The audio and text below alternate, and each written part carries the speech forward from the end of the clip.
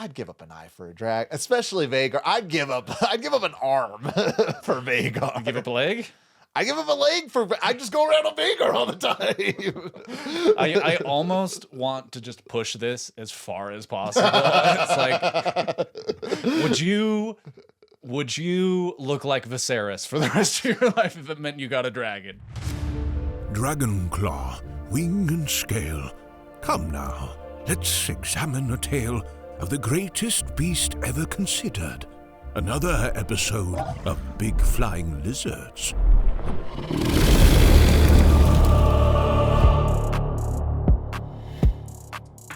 Funerals, man. It's got me thinking about things. Okay. This episode obviously starts out with a major funeral for which all our characters are gathered, and it had me in mind of how I'll be remembered when I pass, and more specifically, what'll happen to all my stuff.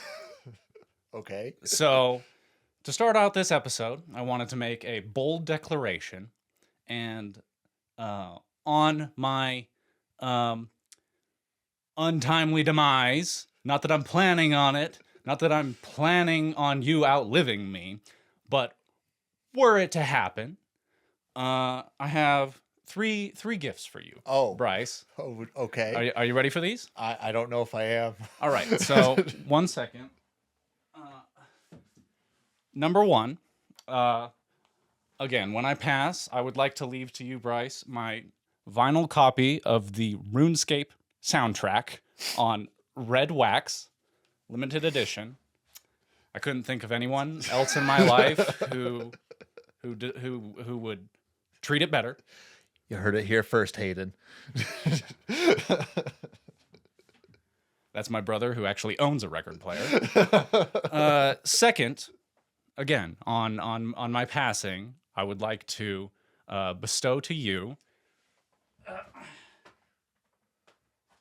the entirety of my Blu-ray anime collection, which is composed at this moment of Death Note, the complete series, and One Punch Man Season 1. Okay. Not a terrible collection. That's for you. And that's in perpetuity. Or I don't know if I used that right, but that's moving forward in any additional acquisitions in the anime classification. So if I start gifting you animes, that's exactly what I wanted your takeaway to be from this. And third, public declaration, once again, when I pass, I would like to pass to you all of my portion of the podcast here. And indeed, at that point, Lettuce, my dear sphere, would pass to you to bestow on another individual. I am honored. Lettuce will always... Well, you don't want Lettuce to go with you into the grave, Austin. Oh, I would like this podcast to go with me to the grave. I don't want you to continue the podcast, but I don't know. It could be like a nice sort of offering to your new partner that you start a new podcast about, like Pokemon or some shit. Well, I am touched. I am honored. But hopefully we have another 40 years, bare minimum, if not 80 years. Listen, we're in for 5, but I don't know if we got 40 years of dragon movies. Well, as honored as I am, I just want to welcome everyone to Big Flying Lizards, the Dragon Movie Podcast. I am one of your hosts, Bryce Wilson. You just heard a moving declaration from my co-host and one of my best friends and dearest friends and longest friends, Austin Snyder. What up?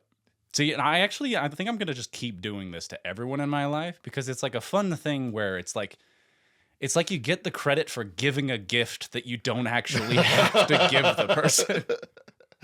And there's like a 25% chance that you're going to get rid of it before you die anyways. Oh, you don't know me in physical media then. Fair. I mean, what if your collection condenses even more though? It's a possibility. It's not likely. That's why I said 25%. But listen, we're moving in the other direction at a pretty steady clip. Fair. And I know that we're trying to start the episode proper, but just to everybody on a more serious note, because I actually have been thinking about this, and part of it is due to the episode. Get your shit in order. Like, if for your passing, you at the bare minimum, like, have a little document that people can find that I don't know, a little note to your significant other, any children that you have. It takes like 3 hours. Preferably notarized, but do what you can. Yeah, or record a video. Start a podcast. a multi-part will and testament podcast. They're not gonna be able to deep fake that for like at least another, I don't know, 6 days. Maybe between those two.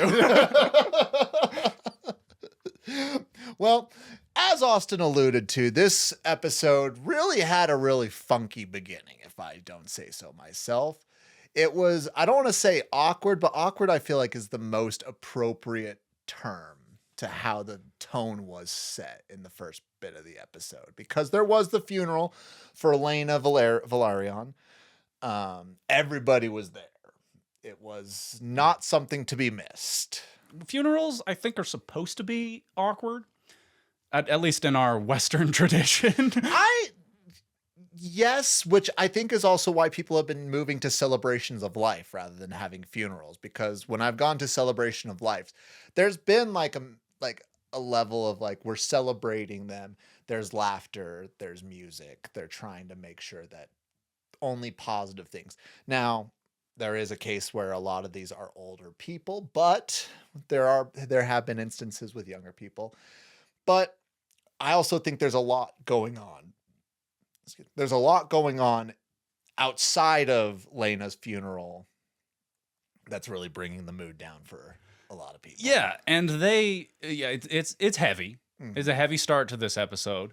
But from the production standpoint, they almost like built this in with the cast in a really smart way. I don't know if you know about this. That this was the first episode they filmed. Oh, really? Yes. And so this scene, I don't know if these like opening scenes at High Tide, right? Driftmark. What is the name of the episode? Damn it. Driftmark. It's a High Tide Castle? Or is that another island or something? I think High Tide is I will look it up and correct myself if I'm wrong. Oh, by the way, we are covering season 1 of House of the Dragon, episode 7, Driftmark. Listen, everybody. Back to the episode. Listen, our notable first this episode is that we are recording in a new space. We are. So that's probably very apparent to any of the YouTube viewers. What's up? And also we have a new backdrop. So I do think it's a step up from where we were at. Yeah. One full step. Not our like final form. I don't think. Our final form will be in the Iron Throne's courtroom. Until we are recording our podcast on a defunct Game of Thrones set. We ain't there yet. We will have the Iron Throne, and not the TV show Iron Throne, but the book depiction where it's 30 feet tall, thousands of swords. I'm glad we agree on this. We've got video evidence. But anyway, this episode's going to be freaking 5 hours long. That's my excuse if we're a little out of sorts. We're getting used to the new space. Yes. But yes. It is what it is. New backdrop, that's our notable first. As I was saying, first episode filmed for the entire series. Which if all of this funeral coverage and the wake wasn't the very first thing filmed for the series, it was one of the first things.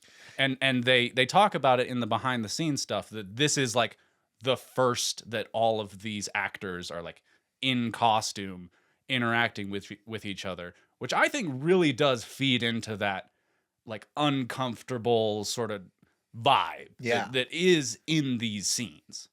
And there's so much I want to just say on the fact that this is the first episode, because I feel like, and and I know I've said this before, but this episode, there's not a lot of things that go on like sequence wise where there's there's very significant things that happen and there's a lot that goes into those individual actions, but it's almost divided up into 3 parts. Like there's the funeral, we'll get to the middle section and we'll get to the end, but it's very much everything has significance and there's big ramifications in this episode. Like, regardless, a very large, 24 hours in the world of Westeros? Maybe even 12 hours. Like, we don't know. The first thing that I really took note of is there's a new Hand of the King. And he's not really a new Hand of the King either. Oh no! He's back. The turd that won't flush. It's Otto. The greatest tragedy. Once again, I know I made it this point last episode, but the Lionel, such a great Hand of the King that there was not enough drama for a single episode of this show to take place in his 10-year tenure. He's the best. And then, rest in peace. And here we are. Otto, he's back. He's got the little hand pin. They Yeah, did a and nice close-up on it. He's making sure that it's straightened out and that everyone can see it. He's flexing on it. This means that Lars's plot to fulfill Alicent's wishes, whether she meant it or not, actually did come to fruition. Yes. And Lars very much is, like, throughout this episode, he's giving her the, like, I did this for you. Like, I bought, like, even Sir Kristen Cole is just like, my lady. He's creeping over there.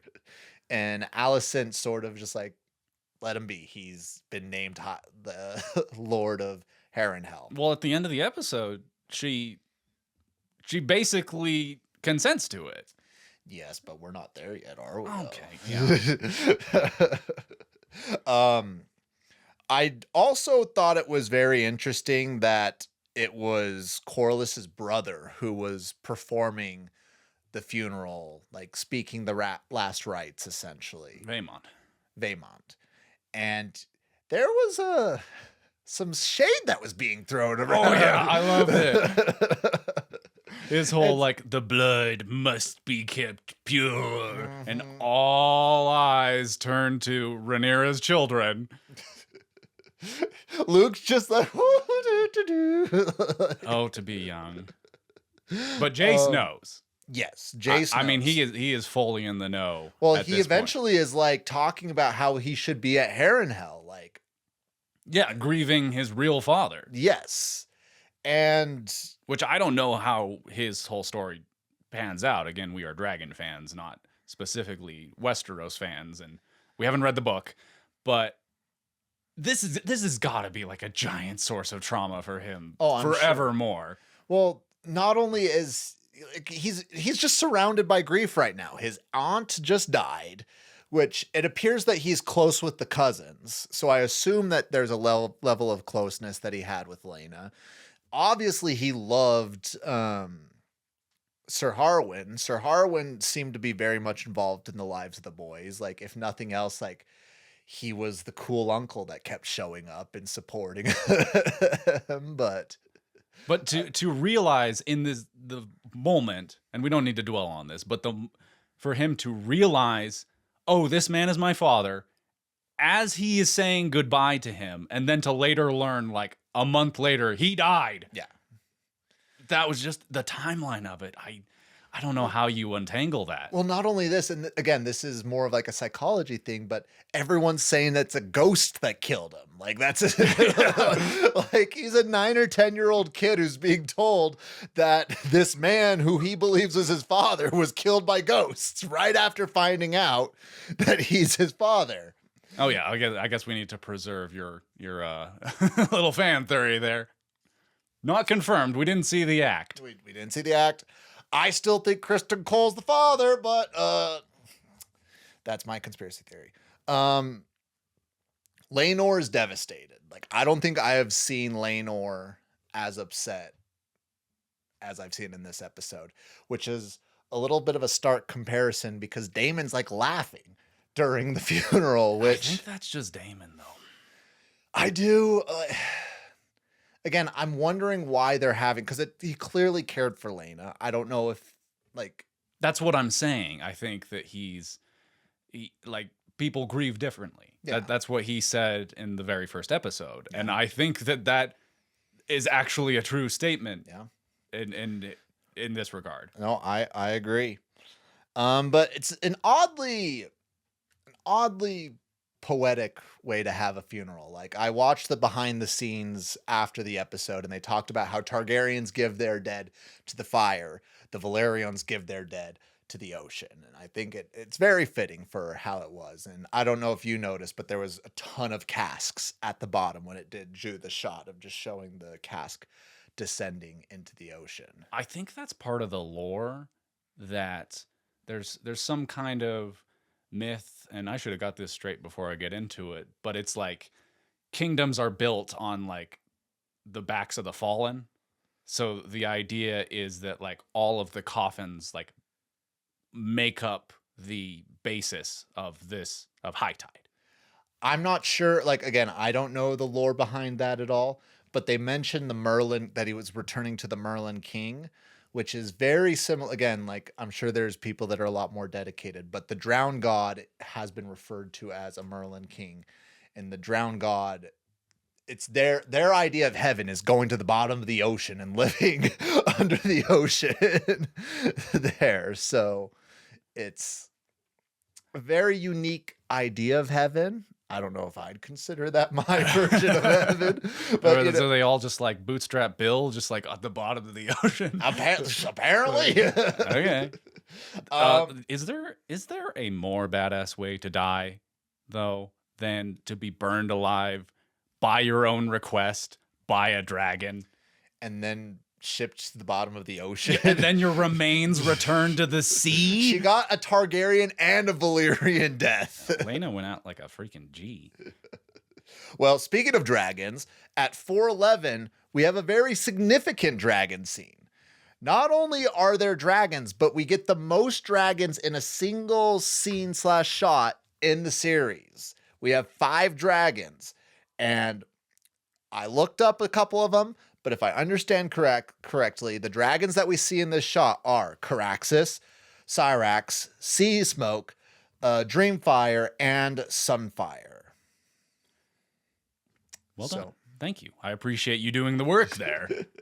I wanted to point out, because this is almost like a 2-part shot, and it's just magnificent, where they show the coffin go off the little cliffside there into the ocean, which is a fully CGI shot, but it looks great. Yeah. And then the coffin sinks to the floor, and then it fades to a shot of the sky with all the dragons, which then goes to the wide shot of the wake.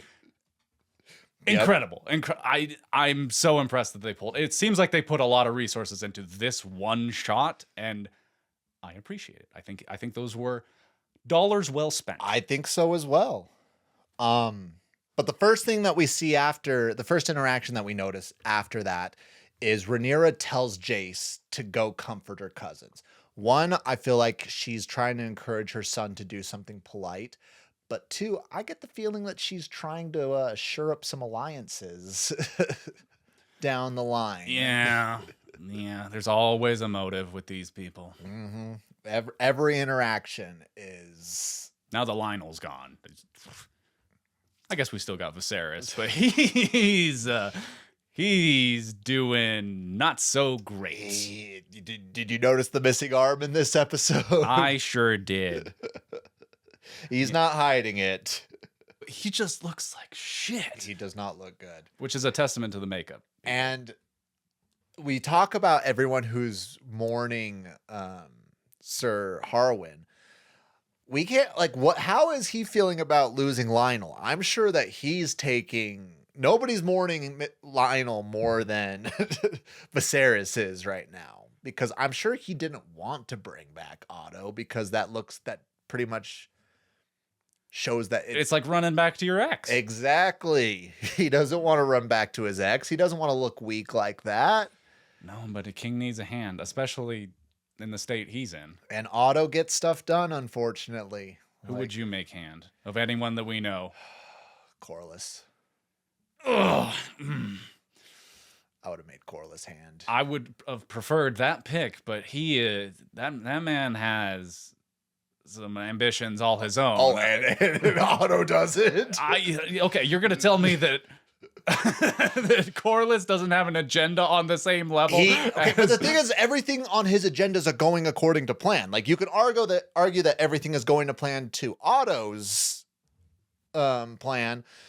But if Corlys was named hand, I am 100% convinced that how the season ends would not have ended the way it did. We'll never know. We'll never know. We'll never know. Honestly, I think Lars would be a good hand. An effective hand. I don't think the king would put up with him. I don't think so either, and I also think that it would.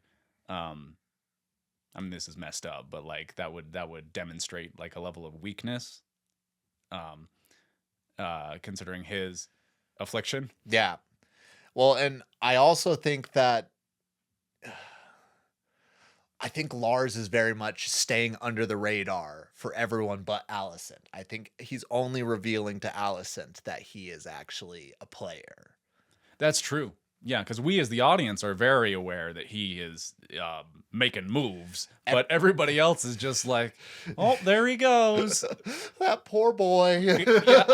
He just doesn't have anything going for him. Oh, jeez. Little do they know. Little do they know. What were we talking about? I want to talk about Heleana and her spider interaction. She's so weird. She's so weird.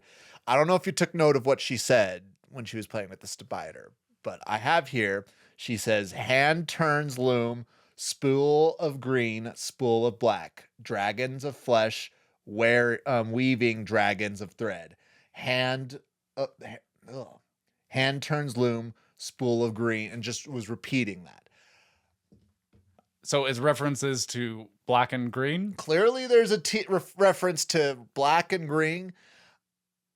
I'm not 100% sure what the rest is really referring to. Yeah, this is one that, yes, this is a rewatch, but season 2 and beyond is not out yet. So this is something that I'm sure if we, like on the master rewatch, we'll be like, oh, okay. Episode 300.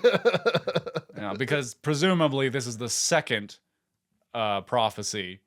Yes. Like low-key prophecy. She sort of muttered to herself, and the first does come to be in this episode. Yeah, sure Not does. to jump ahead too far. But Aegon's talking with Aemond, and it very much seems like in response to Rhaenyra proposing marriage between Heleana and Jace. Gross. She decides to do something even more gross and propose that Aegon marries Heleana. Super gross.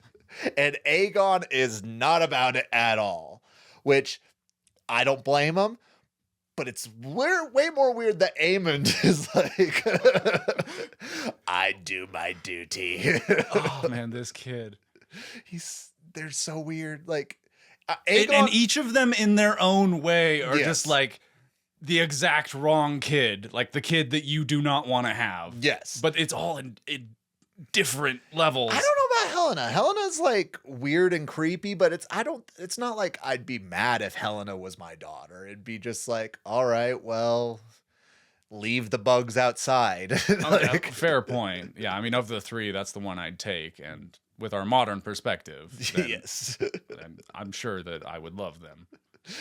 Aegon would be in prison by now. He would have sexual assault charges up the wazoo. Debatable. Not a political podcast, but debatable. But you can just see the disdain that Aegon has for Aemond in this conversation. He's trying to have like somewhat of a conversation with his brother, and his brother is just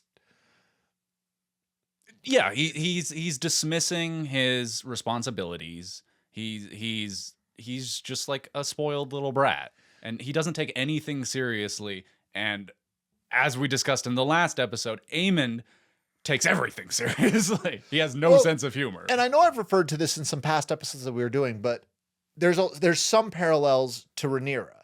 Aemond to me shows when you don't have the intelligence to understand everything that's going on and the importance of everything that's going on, but shows that immaturity that Rhaenyra shows. Like Rhaenyra shows that emotional, like that knowledge and intelligence, but Aegon doesn't have any of it. But they both very much had that level of, I want to do whatever I want, and I don't care about the consequences of it. Sure. And these Targaryens, man, they're a problem. They are a problem. So that's the cool thing in this whole wake setup is we've already broken down a couple of them, but you have like a bunch of these little mini scenes going on all at once, which in and of itself, I'm sure would have just been a total nightmare to film. But I also learned from some of the behind the scenes stuff that this is like the most difficult location that they filmed in for the entire season. Because I assume they're filming outside. Yes. Right, on an ocean. Yeah, well, it's by St. Michael's Mount. It's the real castle, which is why it looks so good. Like we get some good CGI castles in this, but high tides tops.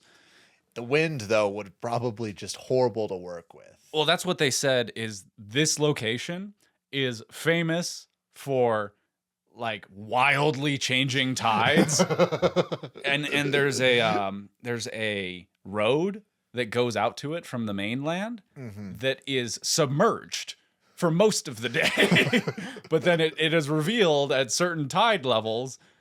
And on top of that, it was like the rain was super inconsistent and they were trying to shoot it over like the course of a week. I mean, this doesn't really factor into the plot because they nailed it. Like the final result, you wouldn't know. All I want to say is I appreciate their efforts. I will say this really ties in for them being their first episode because it probably is the most difficult location. And if they're spending the entire episode filming, they probably just want to get that filmed and over with. Yeah, that's probably why this season is good because they started with this absolute nightmare, this freaking Apocalypse Now shoot, and then from there on out, they're like, oh, we're all pros. Like you just want us to like set up a dolly and an indoor shot? Can't do. Lickety split. There's one. Oh yeah, but so there are a bunch of different little scenes going on. Which one do you want to zoom in next? One, it's a very small and short one, but I think one has ramifications for later on in the show, and two, I think it's really meaningful because it shows the emotional closeness and emotional maturity between these characters. But Laena's daughters can tell that Jace is clearly upset. And she's actually the first to like initiate like a form of comfort and goes and takes her hand. So it's like showing like, although she knows that she's in pain, I think she also understands like, hey, I'm not the only person who's lost someone right now. And I'm at least able to attend that person's funeral. It's a very sweet moment because we're kept in suspense. Like, does she know the nature of his parentage? Everyone knows. Well, she's young. She probably knows. But if that's the assumption, then it's like an extra sweet moment because I mean, on top of all of the grief and like the people dying, I'm sure that he's also coming to terms with this open secret that he's not this vile accusation. Yeah. So I'm sure that means the world to him that another a person who probably understands that is still willing to literally and figuratively reach out a hand. Yes. And then the next one that I actually really liked, and it was just such a heart-rendering moment to me, was Corlys's interaction with Luke. Yeah.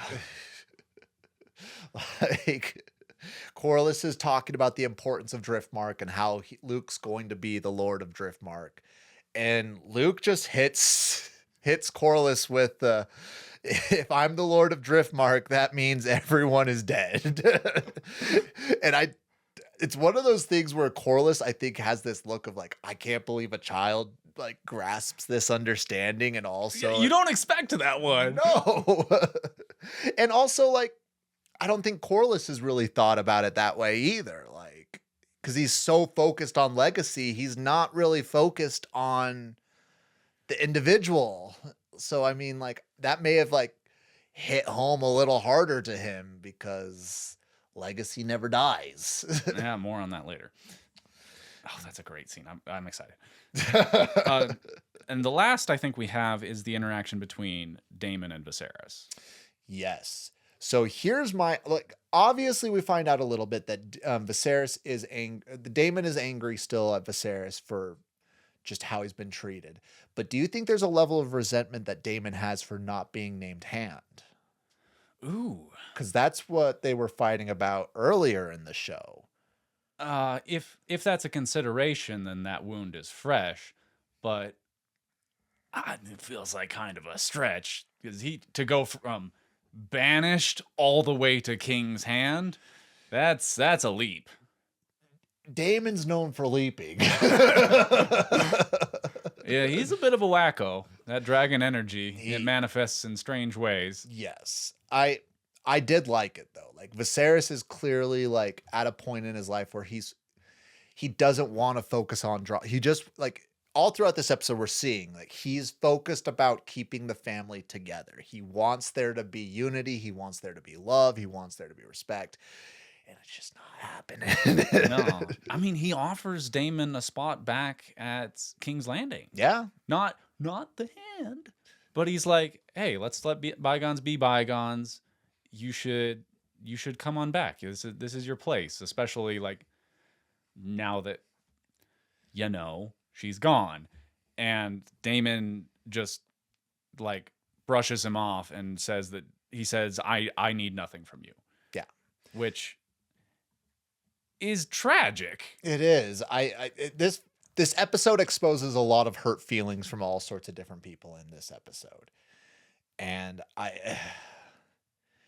although I guess on the same note, but also a more humorous angle, at least from my perspective, in escaping that interaction, Daemon brushes up against Otto, who goes, "Sorry for your loss, my prince." He turns to him and he snaps back. "No matter how fat the leech grows, it always wants for another meal." How long has he had that in his back pocket? How long did he I could see him coming up with that on the spot, but I also feel like he's been waiting to just drop that in on him. All I'll say is it makes sense that this guy's in your top two. Daemon, that is. He's such a good character. He's such a good character. I also there's an odd interaction between Jace and Aemond. I don't know if you picked up on it or not.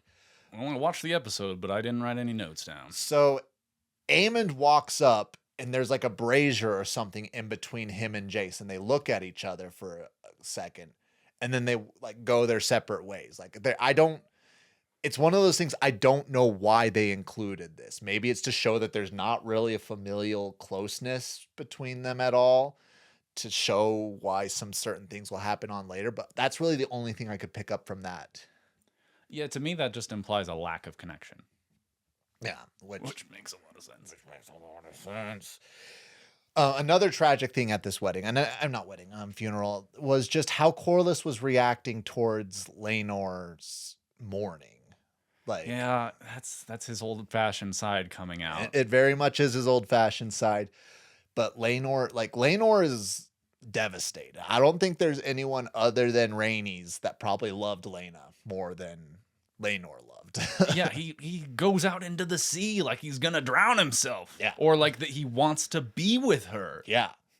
And Daemon, Corlys has to send Ser Coral to go get him. Coral.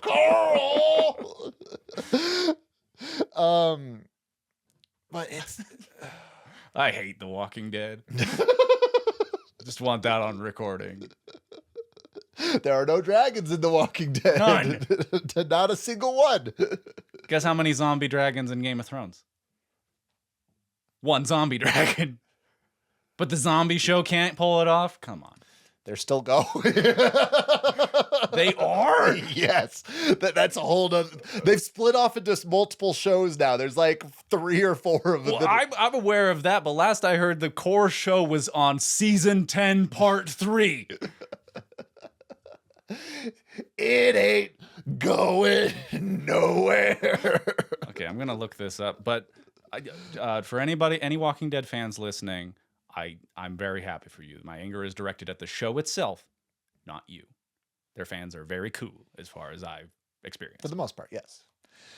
There was also just a very interesting reaction when Daemon stormed out after dropping that banger of a liner on Otto. Rhaenyra follows after Daemon, but tells her children to go to bed. And it was almost like when that happened, everyone was like, all right, it's bedtime. Which the king... Oh, yeah, this kills me. He goes to bed and he says, I'm going to bed, Emma. And he says that to Alicent. Uh-huh. And Sir Westerling, Harold, he's like, do you want me to stay with Lady Alicent? Queen Alicent?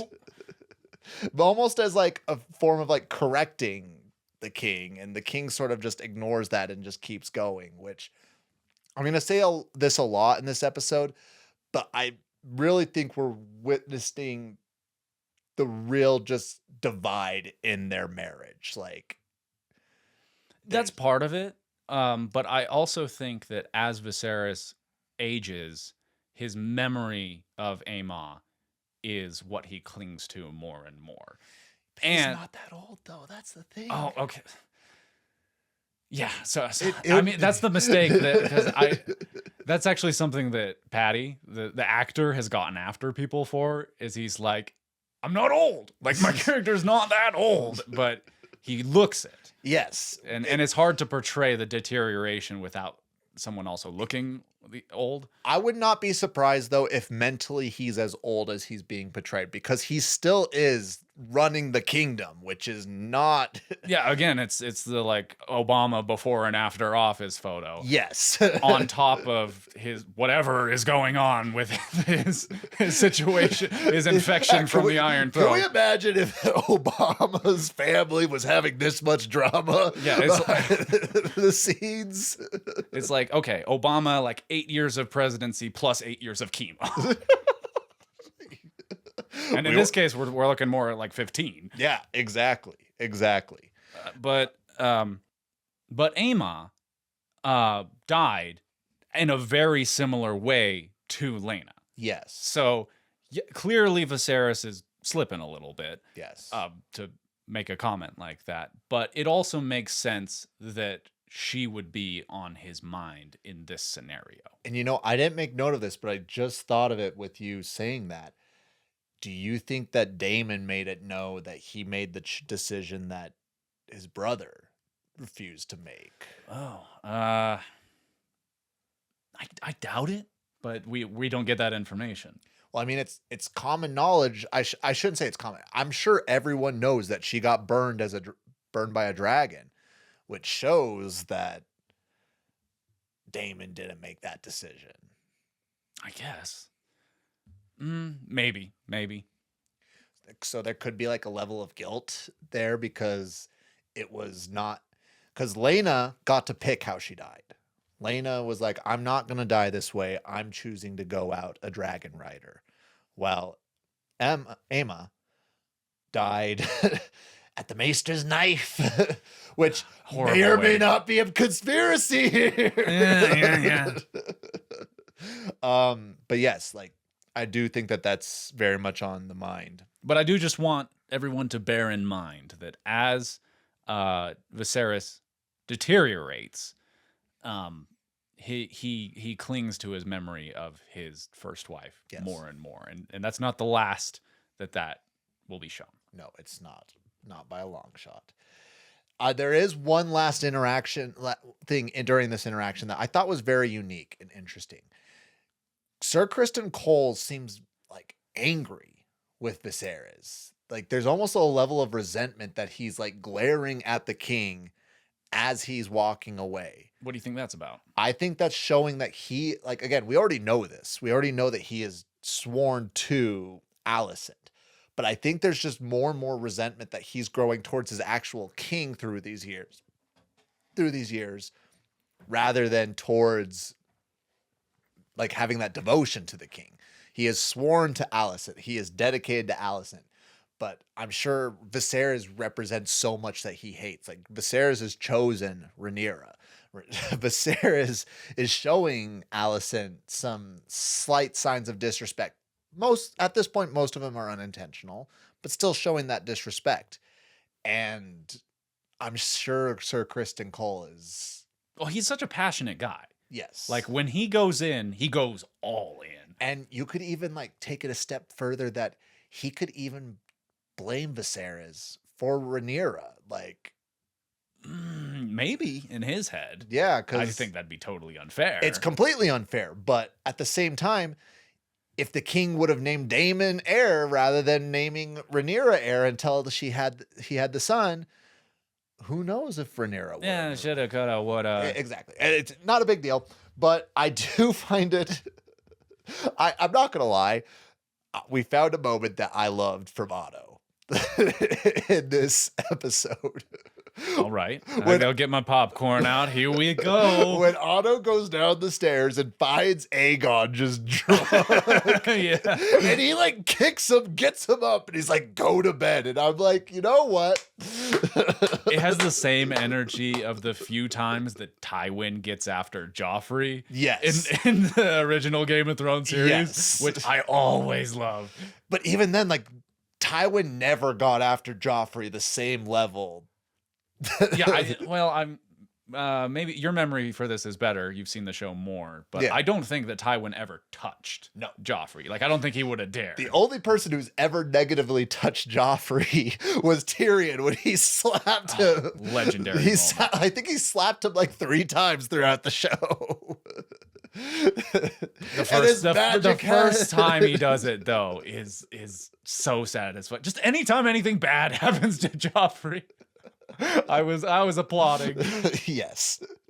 But I also think it was very worth noting that as everyone's going to bed, Aemond hears Vhagar fly over. Nobody actually sees Vhagar through the clouds, but you can hear Vhagar just flying, which may or may not spark an idea in the little guy's head. We've all seen the episode, Bryce. Everybody listening knows what happens. There might be somebody watching the episode right now as they watch the episode with us. Oh, that's true, right. Yeah, that's why we keep our episodes right on 2 hours. So you can watch the episodes. You can watch the actual episode 2 times while you listen to us, and you'll get basically the whole experience. They pause it. It's a whole day affair. But then we go into the Hall of Nine. Yes. Okay. This is gonna be. I want to spend a bit of time on this scene if you're down. Where are we starting off then, Austin? Okay. So first, you might notice in the corner that Corlys seems to have a little miniature castle set up all his own. Oh. Are these kings? Do they share that attribute? Is that the key to becoming a king? Is that a necessary aspect to being a king? You know what? From personal experience, I'd have to say yes, Austin. You heard it here, folks. Or at least men with strong ambitions. Yeah. Now, I didn't catch it. Did it resemble Valyria as well? I don't know. I don't know it well enough, but it's just off another. It's not emphasized in the way that it is in Viserys' room. Yes. Just a little note there. The meat of this scene is between Corlys. Excuse me. The meat of this scene is between Corlys and Rhaenys. Mm-hmm. And they are rehashing a conversation that they had in the continuity of the show over 10 years ago. Yes. Which is not a great sign that this hasn't been resolved in the time between, because they basically go over the same points. I have this sinking feeling that this conversation gets brought up at least once a week. Once a week, jeez. Oh. But I'm sure rarely with this intensity No. that the death of their daughter brings. Yes, I completely agree with that. And it's... So I have some notes on Yeah, this. go ahead. The Corlys talks about, again, he brings up how he feels like his wife, Rhaenys, was cheated out of the throne. And, okay, so it starts out that they're talking about that because what does he want to accomplish? Like, what is his proposal? Because I wrote down hers. I don't think it's necessarily a proposal, but I think he's trying to justify everything because they initially were arguing, like Corlys was defending Daemon while Rhaenys was almost attacking Daemon for not letting Laena come back to Driftmark. And then Corlys obviously brought up, as you said, how she was cheated. And he keeps bringing, I don't know if you picked up on this, but I feel like it's very Walter White-esque. How he's like, I'm doing this for you. Like, Spoilers! spoiler alert! Breaking Bad. Minor spoilers for Breaking Bad. Because Walter White Sure. throughout Breaking Bad was like, I'm doing this for my family. I'm doing this for my family. Until the final episode where he's like, I did this for me. And it was such a big... I mean, that's so satisfying in Breaking Bad, too. Yes. They nailed that final season. They really did. But yeah, same energy. And then Rhaenys calls him out and says that Corlys has been using his wife getting cheated out of the throne to justify his own ambitions. Yes. And I think what you're alluding to for the agreements is she wants Driftmark to go to her grandchildren of Daemon and Laena's line rather than Rhaenyra and Laenor's line. Right. So that's part of this conversation is them talking about the bloodline. Yes. There. And sorry, oh my gosh, there's just like so much in this scene that I want to talk about. And there is. I should have done a better job organizing my notes. But her proposal to do that, which is something that Corlys doesn't want to do because that involves disinheriting one of his sons. Yes. I think the thing to point out here is that she is making a proposition that has a lot of parallels with what happened with her at the Great Council. Yes. Where, because she was a woman, she did not receive that inheritance. She did not receive the Iron Throne. Yes. So obviously this is an inheritance of a less significant nature, although not an insignificant one at all. Yes. It is the same thing, that it is a woman that is being cheated out of an inheritance because that's just not the way things are done.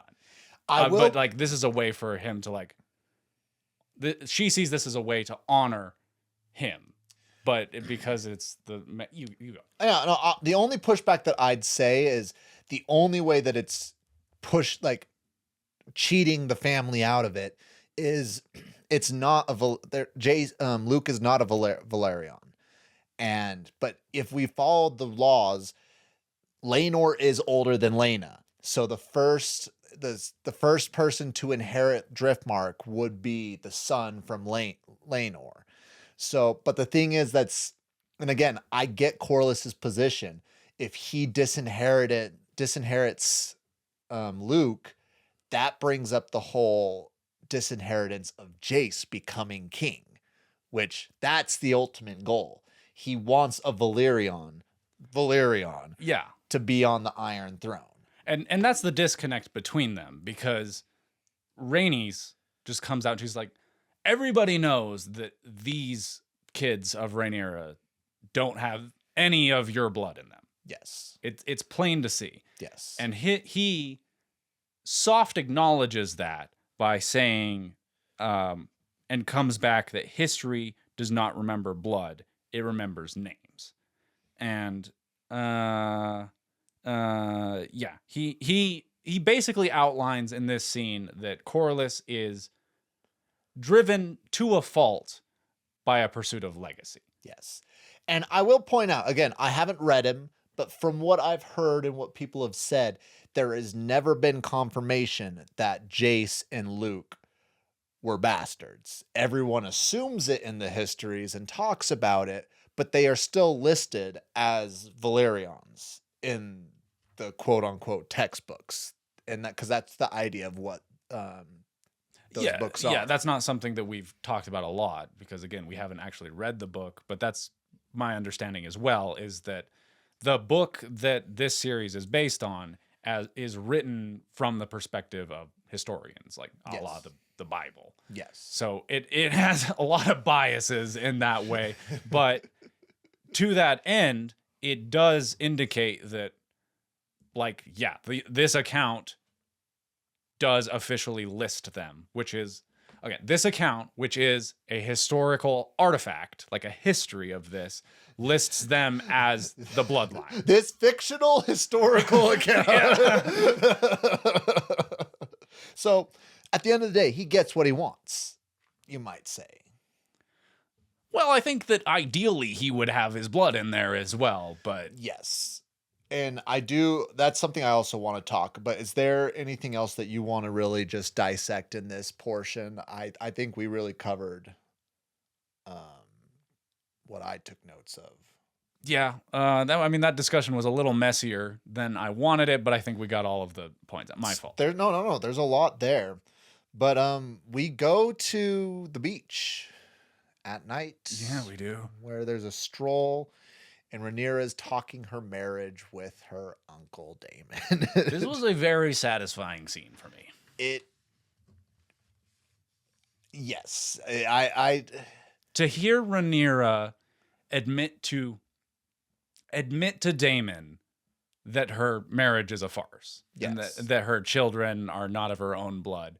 I mean, this is very much in confidence, but for her insistence, scene after scene so far in this series, that no, these are me and Laenor's children. Yes. For her to actually admit it did make up a lot of ground in just my feelings for the whole Team Black situation. I do want to ask some questions on your feelings with Team Black, but later on in the episode. Sure. So, but I think it also just shows how close and how much she trusts Daemon. Like, arguably more than she trusts her own father. Like, again, I know that there's more implications, like there's more things that could go with it, but clearly she has this level of love, respect, and devotion to Daemon, which she's still angry. Yeah, and that's what comes out in this scene is she's like, I wish we would have got together 10 plus years ago.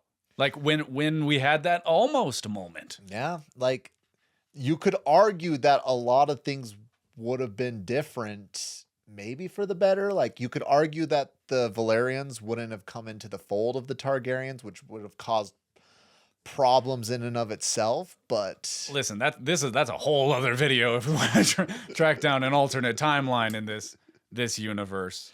But the point is, here now, she's expressing that she doesn't really like how her life has turned out, and she kind of sees that as like a turning point. Yes. And she also openly talked about how she trusted Ser Harwin, which I think is her code for she loves Ser Harwin. Sure. And Daemon just straight up says, like, yeah, the Greens killed her. Like, the Greens killed him. Like, yeah. Daemon's not falling for the ghost story. Daemon's not superstitious. He says it as it is. He says it as it is. And there's a comment that Rhaenyra makes in this conversation before we move on from her discussing her own marriage. That farce. Where she says that she and Laenor tried to have children. Yes. And a comment that, because I'm over here like, it's not like, it's not my place to say that. What I was thinking about saying.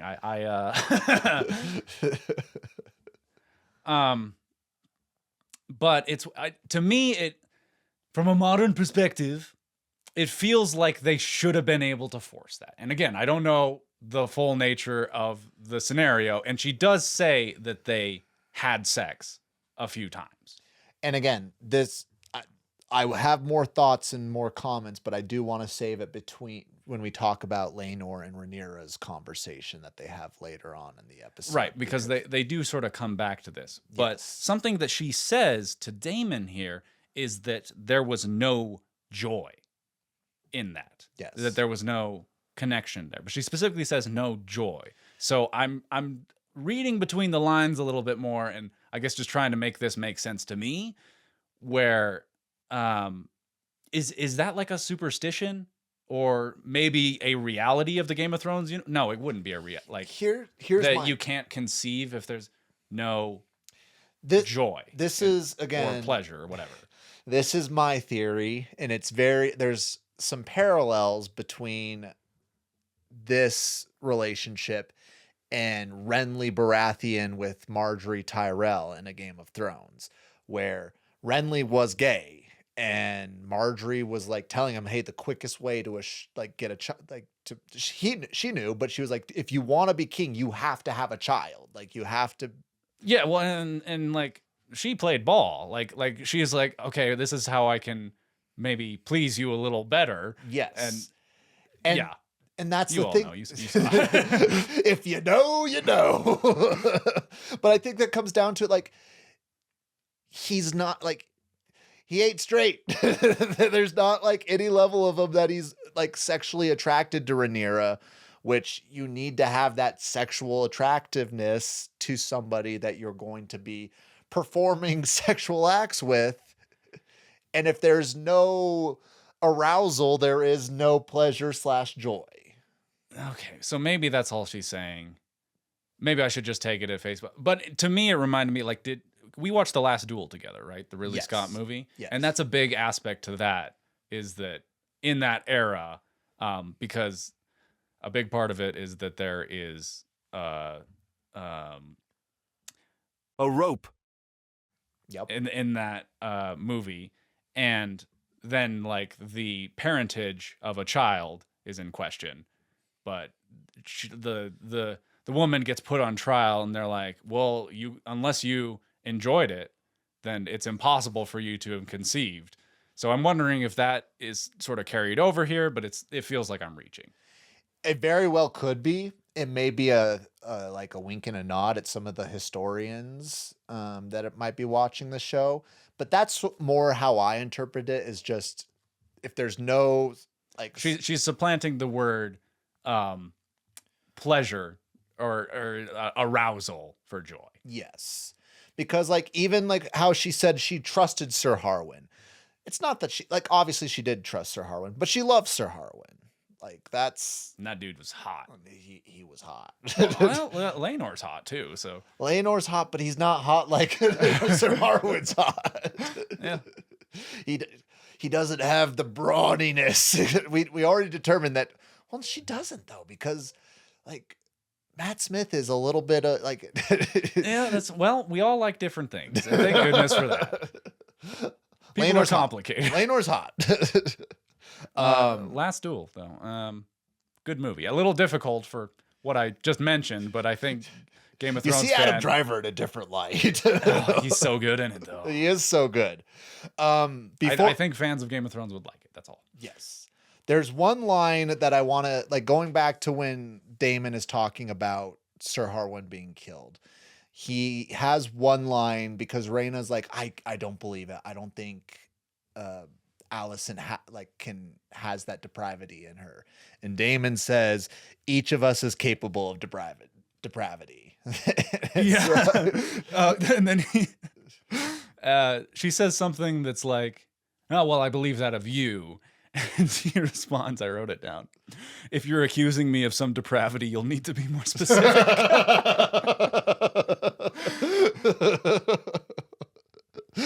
He's self-aware. Damon's got bars this episode. He has got the bars. If he just like 2 more dead wives, and he could have a successful stand-up comedy career. Or run for Congress. Hey, not a political podcast. what'd you just say? What? But Rhaenyra starts blaming Daemon for everything. She starts, again, we already touched on it, but she's really going in on it. And I feel like she's trying to almost guilt him into what comes next in this sequence of events. Perhaps. But I will say, because, this is the day of his wife's funeral. So different characters, this could be seen as taking advantage of a vulnerable man. I'm not sure that really applies in the case of Daemon. I'm just thinking back to Wedding Crashers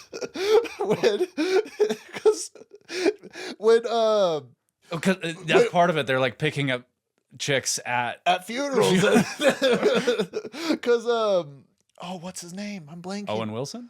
Well, Owen Wilson goes off with Will Ferrell. Will Ferrell, and Will Ferrell's like, "Oh yeah, weddings. That's funerals.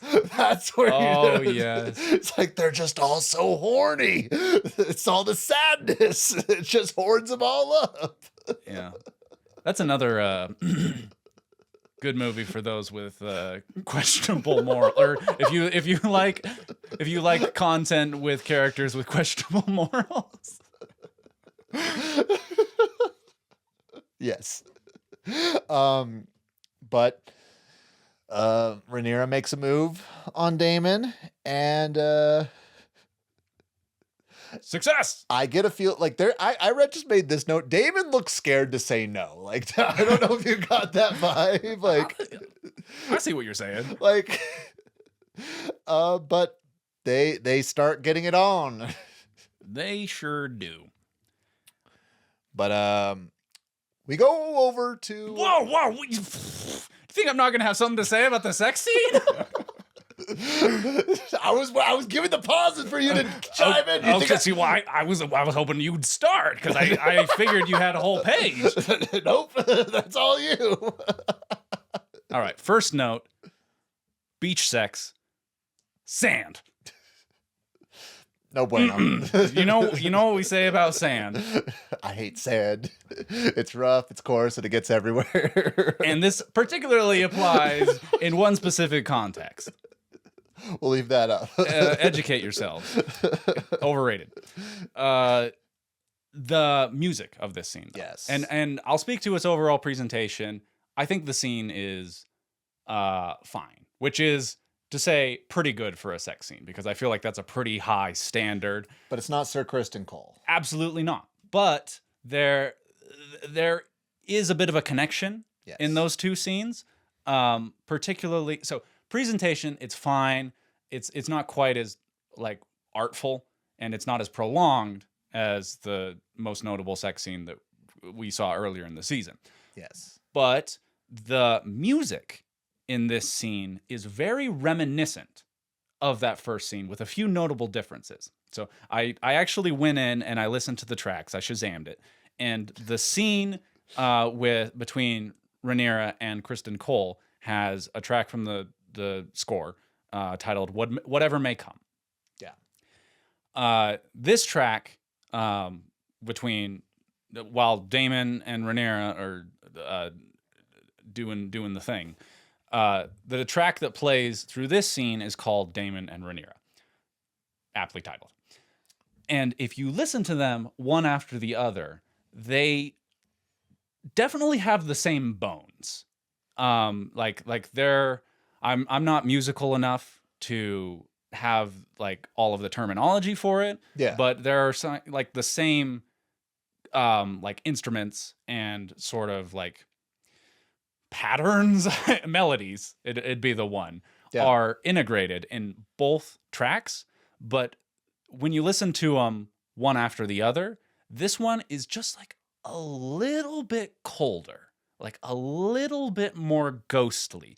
And I think that is a really excellent reflection of where Rhaenyra is at compared to where she was in that first one. Where in the visuals and the audio soundscape, that first scene is so tender and like warm and exciting.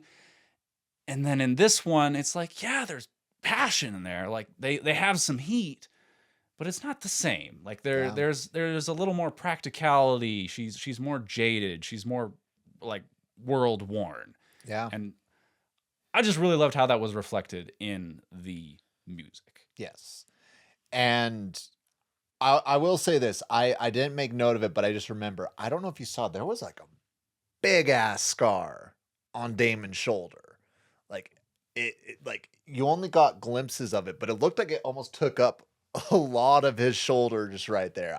Do we know where that came from? I don't know where that came from, but all right, that'll be the Daemon spin-off series. That'll be the Daemon spin-off series. And just going back a little bit, like we were talking about how Rhaenyra is taking advantage of Daemon in this vulnerable state. Maybe. Maybe. Maybe. Potentially. But Rhaenyra is not exactly in the best mental state as well. She's missing Ser Harwin's. They both just lost their lovers. Yes. In very similar circumstances. Yes. By fire. By fire. And it's been a hard day. Yeah. Worth bringing up. You're right. Worth bringing up. But anything else that you want to bring up this? I better cut it off there. Well, now we go to my favorite weirdo in the show. Yes. And he looks so weird. Like, I know the actor's doing his best, but he just looked so weird as he was sitting there, like, trying to look for Vhagar off in the distance. Okay, like, let's talk about Leo Ashton just a little bit. That's the actor that plays young Aemond. Good old Leo. He's fine. He not my favorite performance in the series. I wouldn't say he's bad, especially on like the child actor curve. I think that he's passable. But the biggest praise that I can give him is that he's doing a pretty good job with the accent, because in the behind the scenes stuff, he has a pretty heavy accent, and he certainly tones that down for this, which is a lot to ask an actor of his age. Yes. I just will say, when he's sitting there looking for Vhagar, he just looks so weird. Like, and so that's actually my biggest dig. And like, if for some reason Leo Ashton sees this, like, no problem. Like, no beef. But especially in this scene with Vhagar, it does feel like he's acting against a tennis ball. Yes.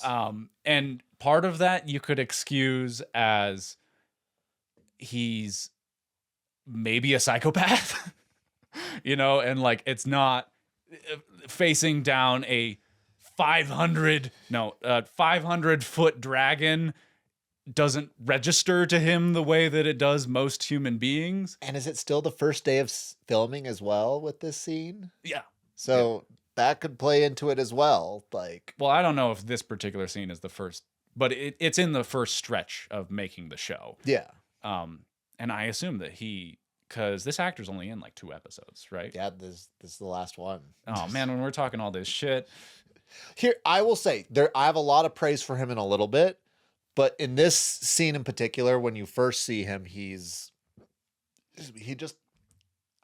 his facial expressions. Like everything else is fine, but it was getting weird. But at 24 minutes exactly, we get Vhagar. Yeah. Vhagar is deep asleep. And Daemon goes ahead and tries to, like, he's clearly nervous. Like, he's over there, he's swearing to himself, like he's going up. And again, very rightfully so. Like, I wanted more of it, but yes. Like, Vhagar is the most powerful, largest, dangerous creature in Westeros that we are aware of at this point in time. And he gets to, like, he's gonna climb up on her back, and she wakes up. But terrifying. Yeah, as it should be. I was terrified, and she just, like, Vhagar looked terrified. Yeah, and when she opens her mouth, the rows of teeth and, like, the fire starts to boil up. Yeah. That I would have shit my pants. But and Aemond goes ahead and starts commanding in Valyrian. Yeah. Like, And I almost want to like walk back what I was saying there, because it is a delicate balance in that he has to sell the terror and the scale of this dragon, but he can't do it too much because it has to be a convincing performance of him essentially taming the dragon. I will say this, he does a great job at showing confidence or showing like his quirky weirdness / confidence in the episode. But when he's trying to show that fear, he doesn't do a good job of it. Yeah, I could put my stamp on that. But after he talks to Vhagar in Valyrian, dragon seems cool with it, lets him climb up on her back, and away we go. I made note there was 2 rides going on.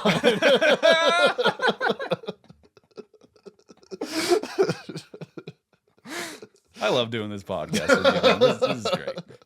But I actually really enjoyed the dragon flying scene. Like, you don't really get that many. Like, you don't get the dragon rider side of it. It's a thrill. Yeah, I liked the like how he's like barely keeping it together throughout. Yeah, there's that aspect to it. There's the one shot where he's like vertically like separate, like the dragon is going straight up and he's hanging on for dear life. And again, I'm picking this up just from how he's acting, but also from the behind the scenes. You get a sense that this is the first time that Aemond's been happy in his life, that as like a conscious individual, because like all of his life, he's seen everybody in his family around him having dragons, and he's always wanted a dragon. He feels like to truly be a Targaryen, he needs that dragon. Again, going back to Daemon not respecting his daughter who doesn't have a dragon, I'm sure there's a sign of that. Are you relating to this, Bryce? What, the never feeling happiness for lack of a dragon? I'll just save this. There's a comment that is made later on, and I will tell you, I will give that deal. I'll make that deal any day of the week. But anyway, the special effects, all of this sequence, I'd say masterfully executed. Again, they do it at night. They do it smart. It looks really good. I will say this. I wish, again, not trying to go back too far, I would have wished we would have seen the scene with Daemon and Rhaenyra more at like a sunset where there was a little bit more light. But I think it was appropriate to have the Vhagar ride at night. I don't know. Yeah, I think that there would have been more potential for like... See, that's the balance of it, because I think that the love scene would have been more aesthetically pleasing at a sunset, for sure. No doubt about it. Yeah. But I don't know if that would have felt right thematically. Again, I think that was meant to be a little colder. I get that. I'll consent to that. But there's 2 people that notice that Vhagar is flying around, looking through. Who's that? They're peering through the window. And it's Laena's daughters. And they're pissed. Oh, they pissed. And they go wake up Jace, and they all meet up down in the tunnel. They do all meet up down in the tunnel. And I will say this. It's a quick cut, but you get a sense that Daemon because Rhaenyra wakes up, she sees Daemon, and you get the sense that Daemon sees what's going on, or at least has a sense of what's going on, because he's sitting there watching the ocean. Well, here's the thing. I don't know if he's watching the ocean or watching Vhagar, because I could see it both. I could see him where he just had sex with his niece. Yeah. On the day of his wife's funeral, and he's staring at the ocean. Life's weird. Or I could see that he's watching Vhagar fly around, and he's like, that's my wife's dragon. And somebody's riding the dragon. Oh, yeah, that's a thought. And also, it's just like, you can't miss him. No. Her, sorry. She's huge. And in the behind the scenes, I'll say it again, 500 feet long. She big thick. That's 150 meters for our smart listeners. Also, before we when Vhagar's going to take off, like, I loved that. like, because do you watch these with like headphones or like a good sound system? no, I do not. You're lost, dude. Because this scene in particular, the like when Aemond's taming Vhagar and then the like takeoff, the sound design is really selling it. Like they just put a little extra bass than you're used to with the dragons in it. Very nice. I have to get myself some speakers because I'm just running it straight from my TV. So Everybody should get at least a sound bar. But they all meet up down in the entrance. I weirdly really liked this scene. I thought it was super well done. This is where, and forgive me, I'm blanking on the actors. Who's the actor? Aemond? Aemond's That actor. Leo Ashton. Leo's laurels really in this episode are for this because he's coming in with a level of confidence that I just took your dragon. Yeah. He's like, has this where he's never really been like, this is, he's done it. He's reached it. Yeah, and created a monster. Yes. He was already a monster, but now he's even more of a monster. And he starts pushing the girls, and one of the girls goes and just decks him in the face, which he responds just in kind, which I was like, oh. And that's the thing with this scene is it does not feel like any of these kids are pulling punches. No. Which is pretty incredible when you're working with child actors. No. Like to have that actual viscerality. They're like, oh my, they're going to kill each other. Yeah. And Aemond calls the boys Lord Strong and bastards.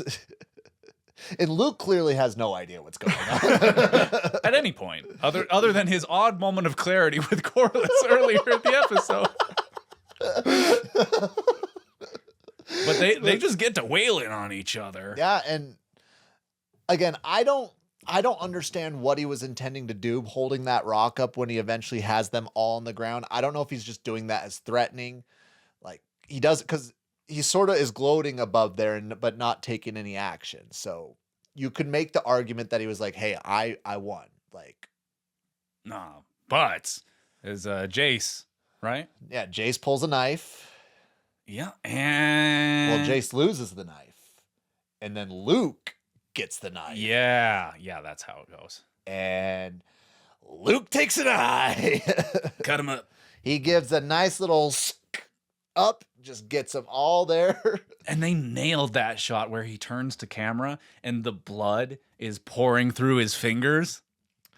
And I also find it hilarious that it's right then when the King's Guard show up. Like, Yeah. I'm sure it was like maybe 10 minutes after that happened at the King's Guard, but it's just so weird how they're like... That's drama, baby. They're like, oh, where were you? Where were you? But anything else you want to go over with that? No, let's keep this up. We go to the Hall of Nine. Viserys is awake. And not only is he awake, but the dragon has been woken with him. Yeah. He is angry. And he's particularly angry with his guards. Yeah, he hits him with the "Where were you?" And Cole's over there like, well, usually we don't have to protect the kids from each other. And he's like, excuses. Which could be some foreshadowing. I hadn't even realized that. But I also like they do. Alicent is talking with the Maester, and the Maester confirms that Aemond has lost an eye. And they're straight up just like stitching like all again, that's what you have to do, but they're stitching the entire eye up together. Yeah, solid there. makeup effect. Mm-hmm. And Rhaenys and Rhaenyra pop in at the very same time. Rhaenyra conspicuously is showing up with Daemon. Yeah. It's like, I don't know where Laenor is. I was taking a walk. Huh. Which I want to talk in on that because Alicent, I think, made a very, very poor mistake because again, I know Alicent is very emotional, but she has a level of viciousness and ferocity that she shows right in this moment, which I think really turns to bite her in the ass later on.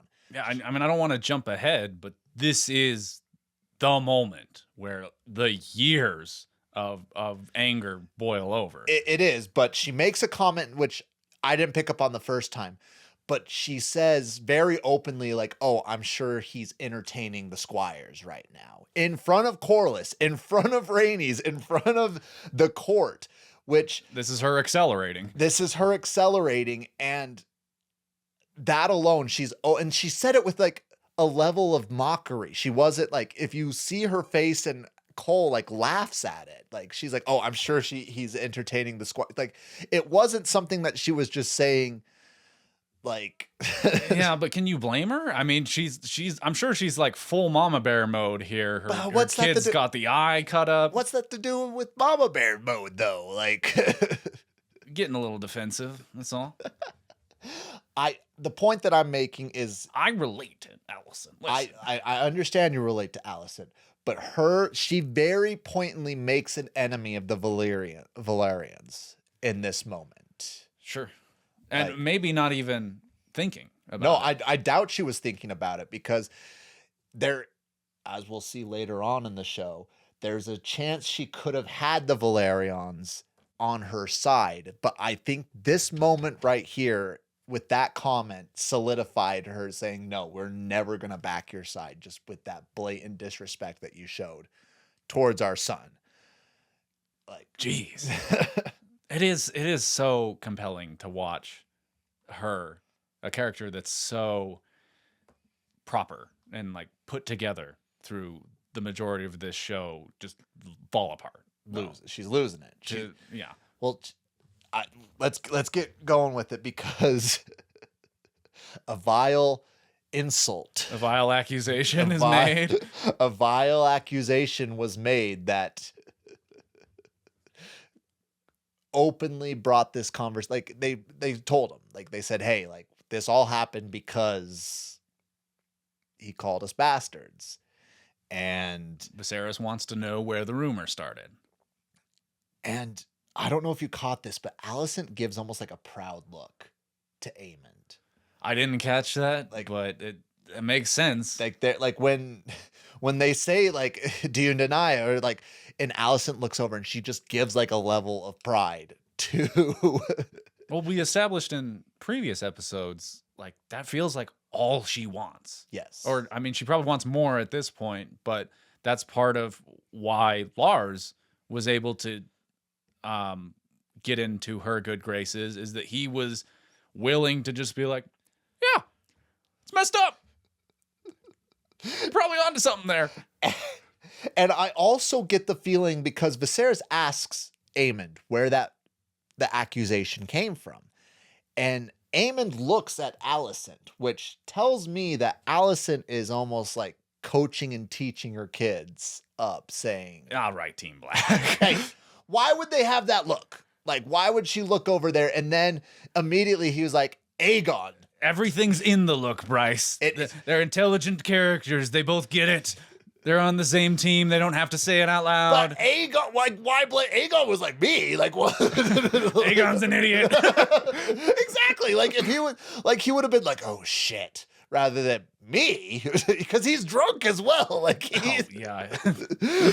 I am convinced that Alicent is the one telling him. Like again, call me Team Black. Say what you will. I'm sticking my posting my flag there. All right, we gotta keep moving. So I'll let you have that one. Okay, walk us through it. What's next? Viserys asks Aegon, which Aegon more tactfully says everyone knows, like insinuating that. And then Viserys is losing it. Like his world's falling apart before his very eyes, and he's like, he lets the dragon out a little bit, and he's like, this interminable infighting needs to stop.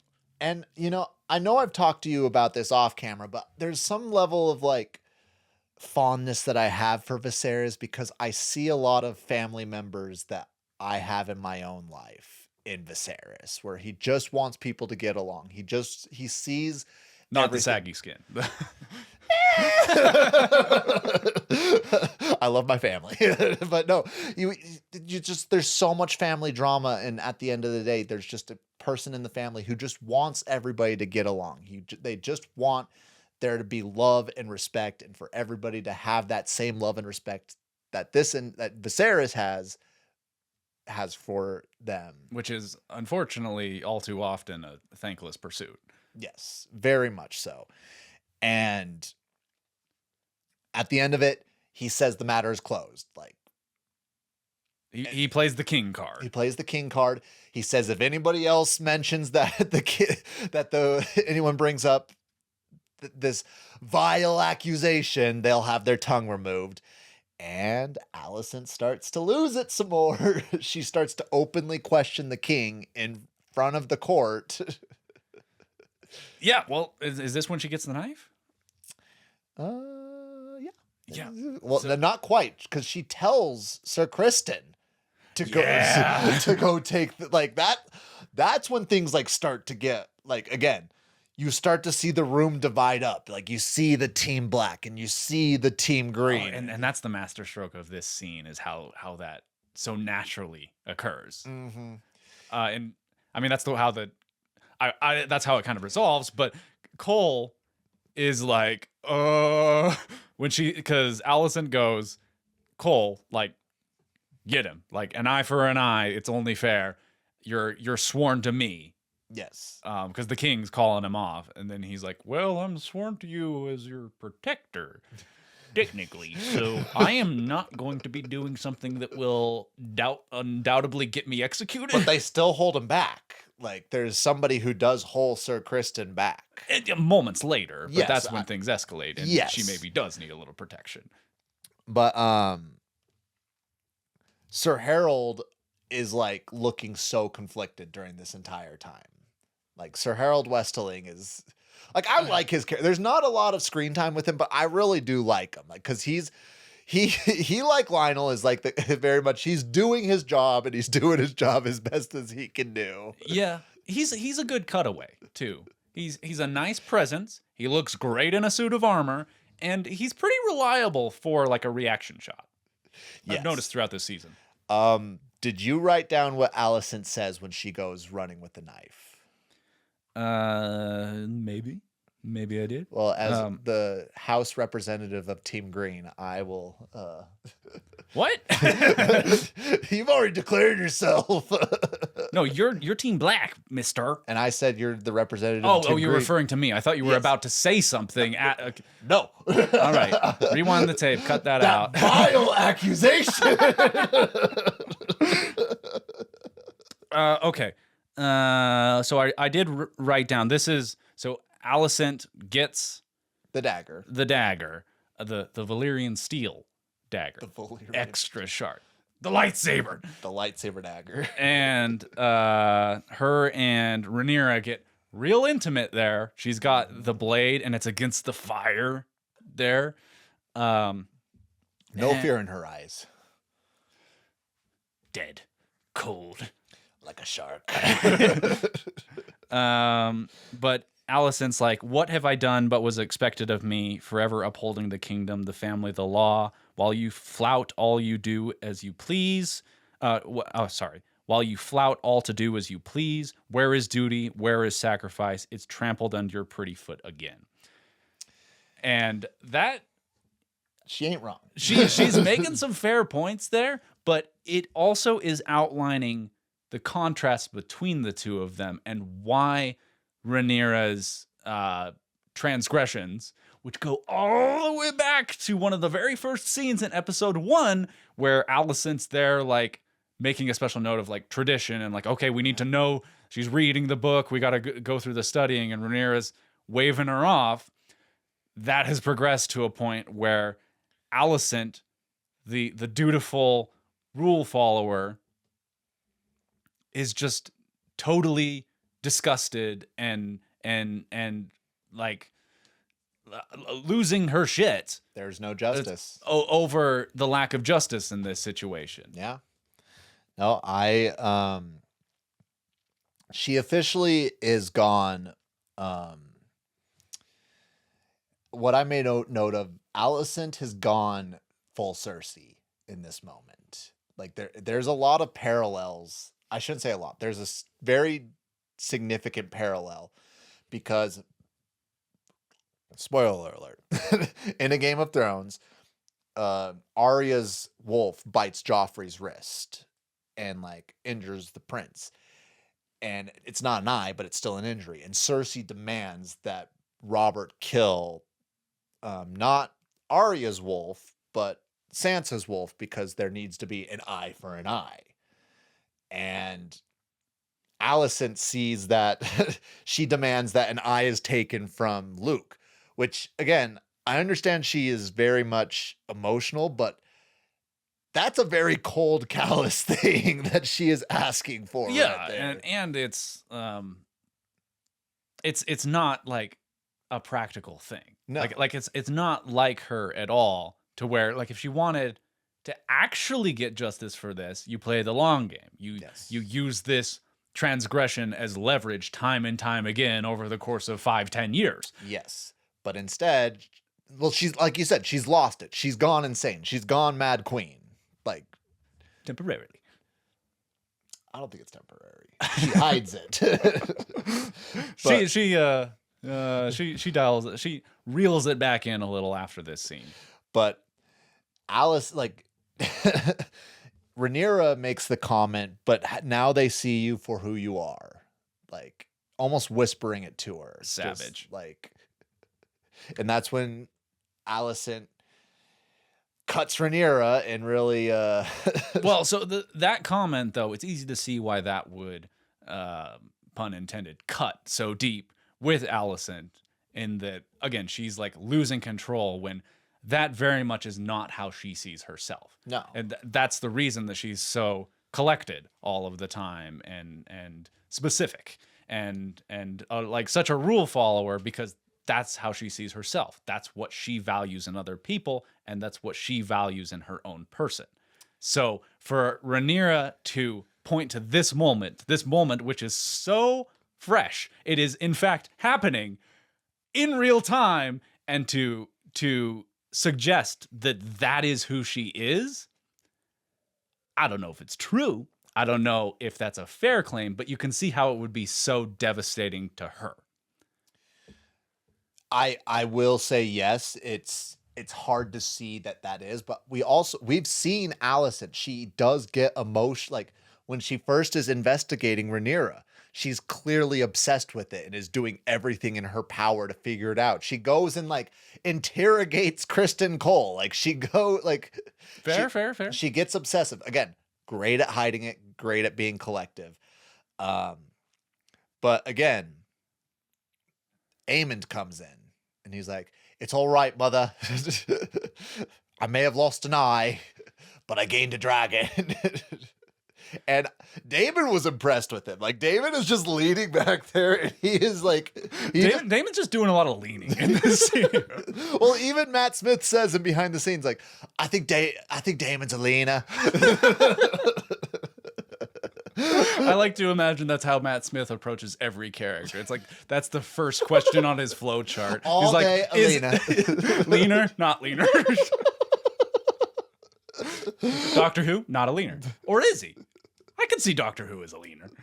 I haven't seen Matt Smith in enough stuff. I should check out some of his film work. Yeah. But the last part of this, before the scene ends, it shows... This is the clear shot of, like, one side is Team Black and one side is Team Green. Yeah, nice how it forms up like that.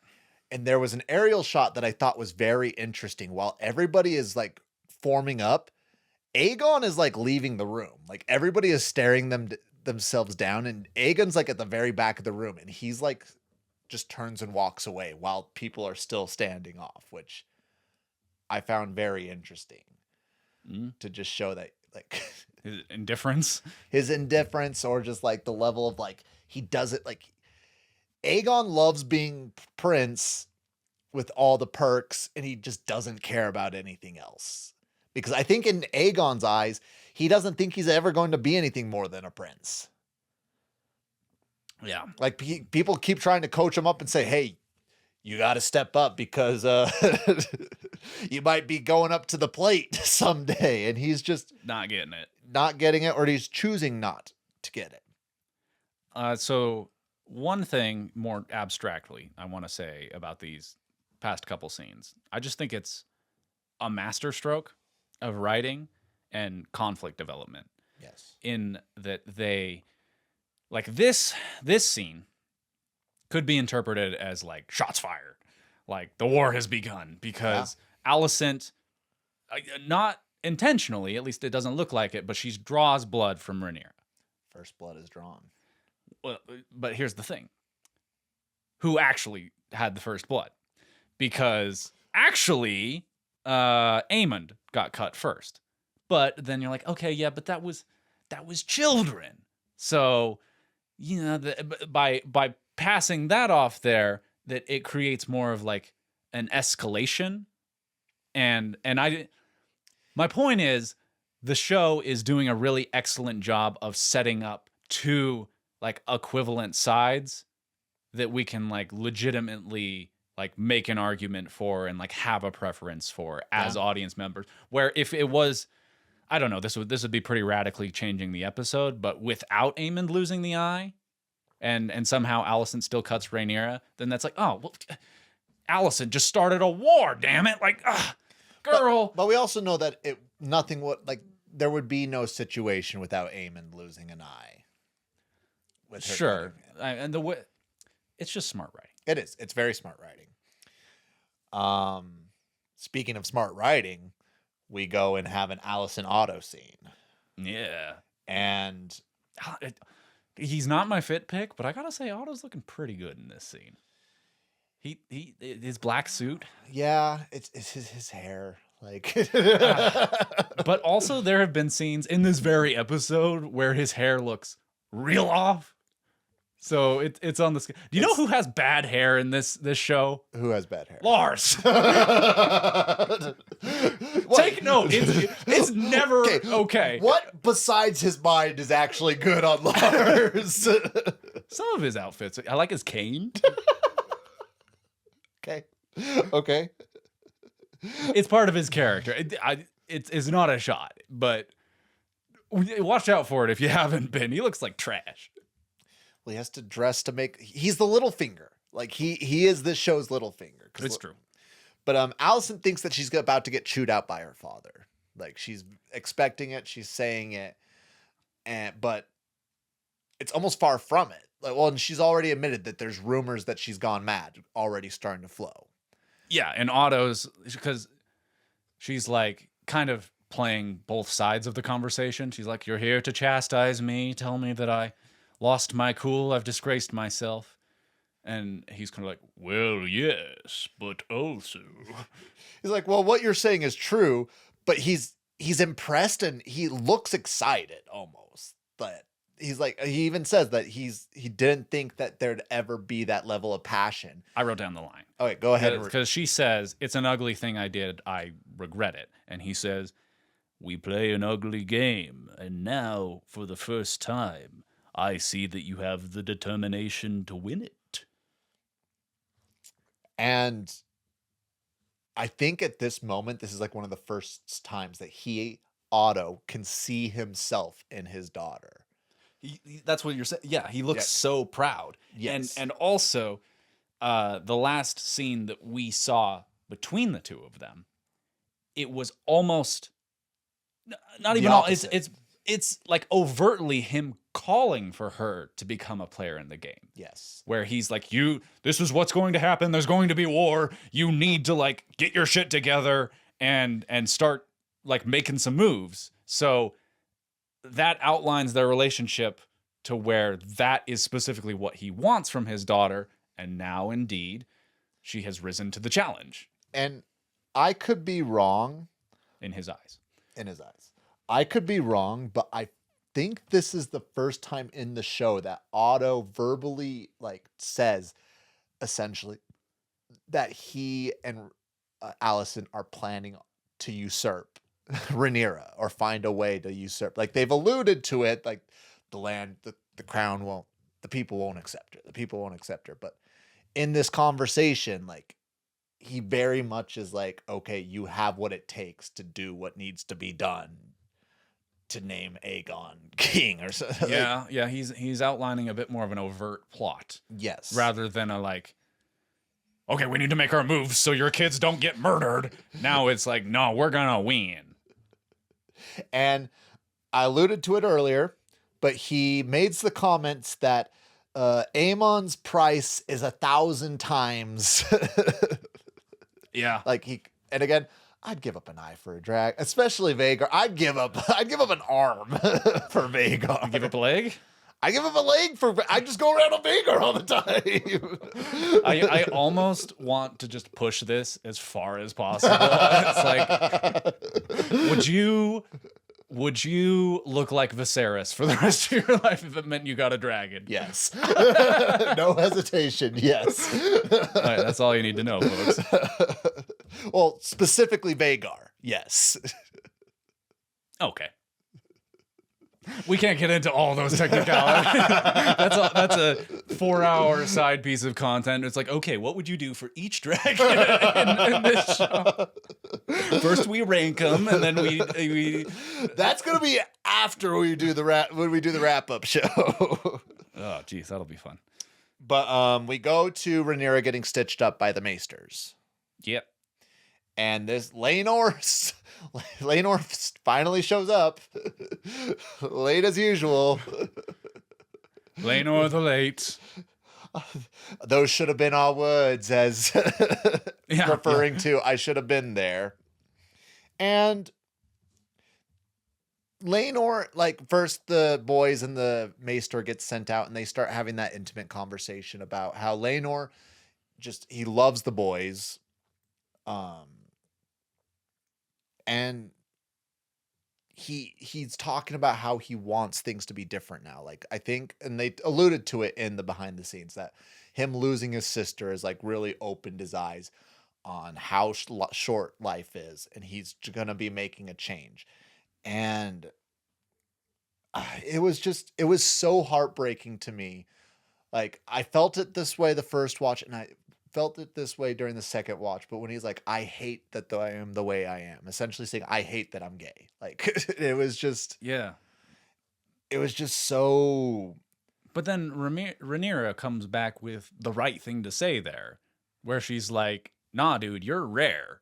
Like, an honorable noble. Yes. And I don't think she's pulling that out of her ass. No. Like he's been messing around, like goofing off these past 10 years, but he is an honorable man. Everything we've seen in the show indicates it.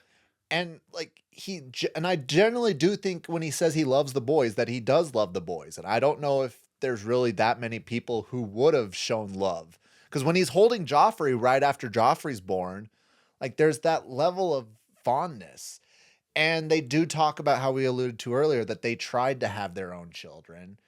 And I just want to ask you, like, does your opinions of Rhaenyra, like, I know you've already said that they've changed a little bit or like ironed out some things, but just based off of this conversation where they talked about how they tried to have children, does that change anything how you feel about? Slightly. I'd say the overall impact of this episode is certainly evening the playing fields in my mind. Yeah. Where Alicent makes some she slips up a little bit and she makes some kind of overtly wicked choices. She allies herself with Otto more firmly, who is certainly a villain in this show. So that's bringing her down a little bit. And then Rhaenyra, she's admitting to some of her faults. And then, like in this case, she's being so good to Laenor. So that's sort of bringing her up. I'm still Team Green. Yeah. Y'all can relax. But I think that is the overall impact of this episode. And it's a lot of little things. And I specifically am asking because you were talking about how she has 3 children, not with Laenor. And it's like you were taking of the opinion with Alicent where like one is a mistake, 3 is an insult.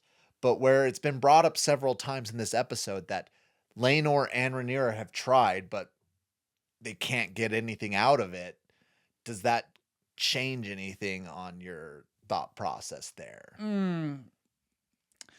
Maybe it shifts from less being an insult and more being just kind of stupid.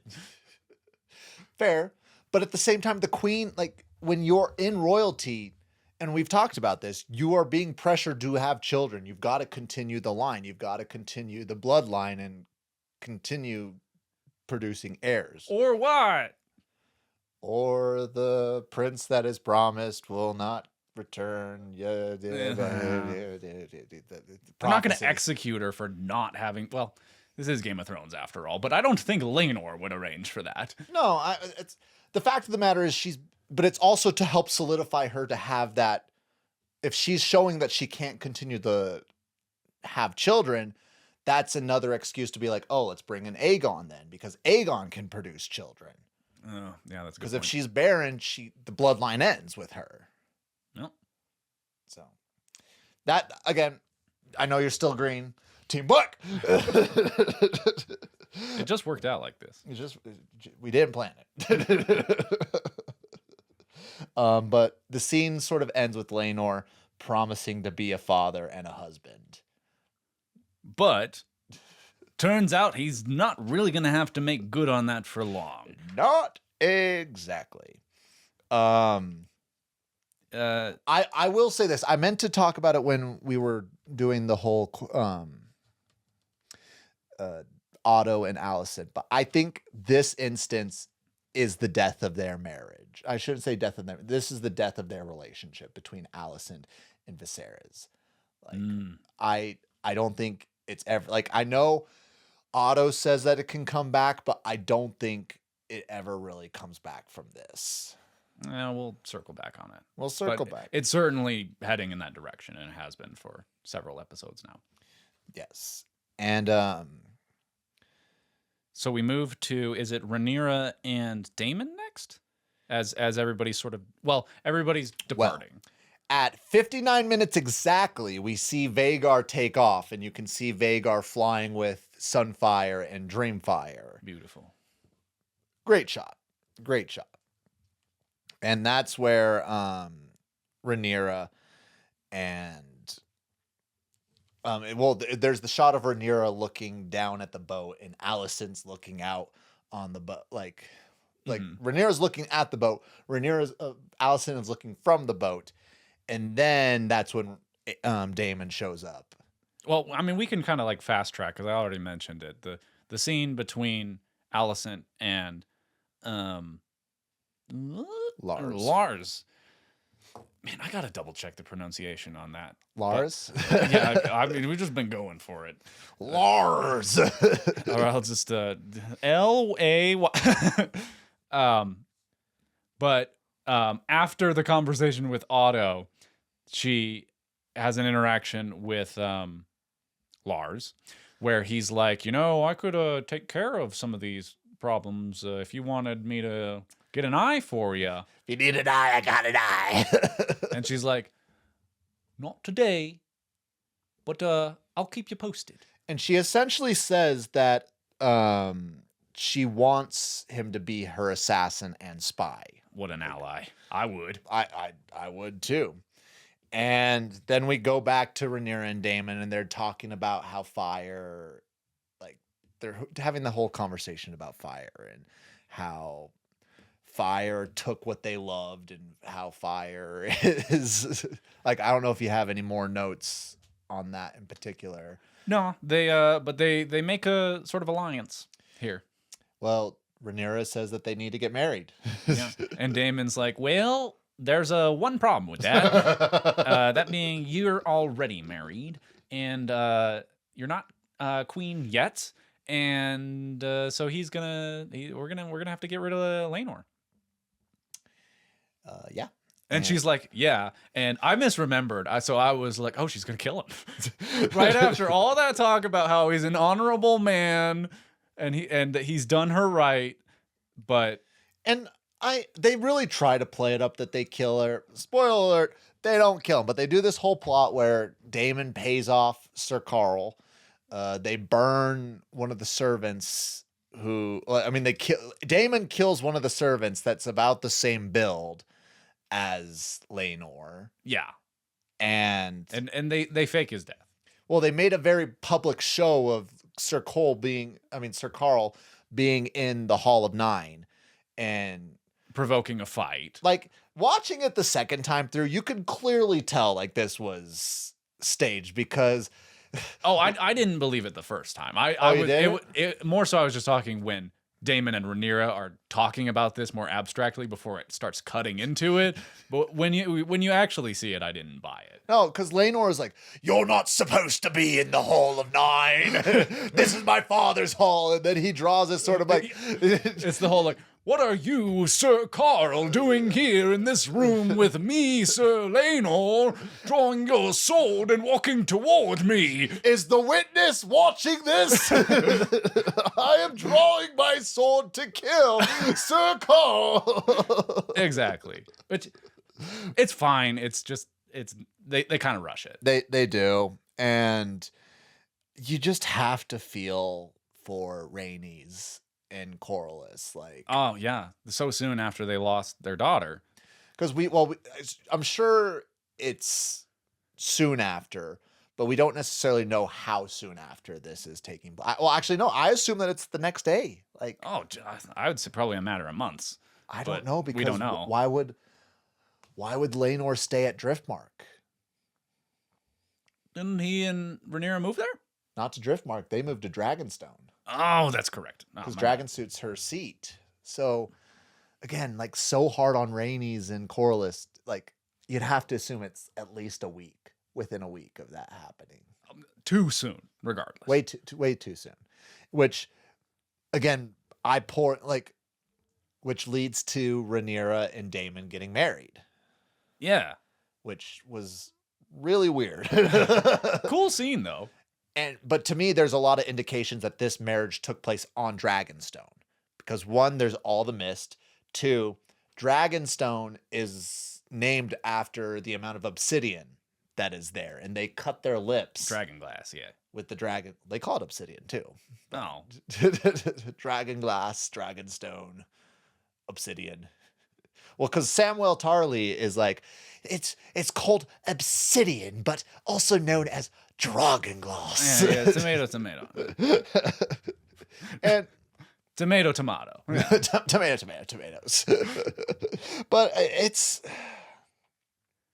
like, what do you got on this scene? It's anticlimactic, in my opinion. I feel like they could have done more with it, in my opinion. I think much as I would encourage us on this episode, they sort of ran out of time and needed to wrap things up. Yes. I also think that they were putting a lot of their energy into the aesthetic presentation of it, because this is not something that's really outlined in the text. So they had to extrapolate a little bit. And on that front, I feel like they did a pretty good job. I will also point out, we have another wedding that nothing bad happened during the actual... It's severely underattended. It's a secret wedding, Bryce. So, nothing bad happened. That's what you do. That's what you do in Westeros.